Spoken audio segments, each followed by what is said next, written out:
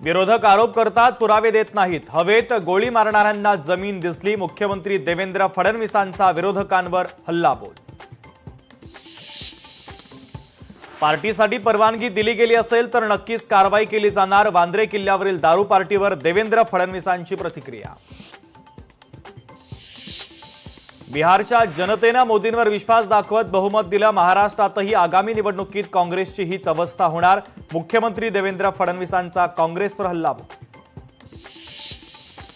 कोकणामध्ये आगामी निवडणुकीसाठी शिवसेना भाजपमध्ये युती। लांजा नगरपंचायत, राजापूर परिषद निवडणुकीसाठी युती। 17 पैकी 9 उमेदवारांची यादी जाहीर। सत्ताधाऱ्यांचं माझ्यावर विशेष प्रेम, माझ्याऐवजी ईश्वरपूरच्या पूर्ण विकासाला टार्गेट करावं। जयंत पाटलांचा विरोधकांना खोचक सल्ला।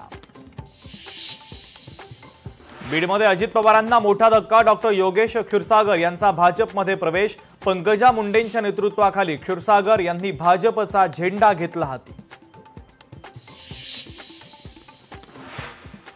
कोणी स्वतःला बाहुबली समजू नये, अनेक बाहुबलींना आम्ही निवडून दिलंय। प्रफुल्ल पटेलांचा रोख नेमका कोणाकडे? विखेंची शरद पवार यांच्यावर टीका करण्याची पात्रता आहे का? सत्तेसाठी निष्ठा गहाण ठेवून भाजपमध्ये गेले। अनिल देशमुखांची राधाकृष्ण विखे पाटील यांच्यावर जोरदार टीका।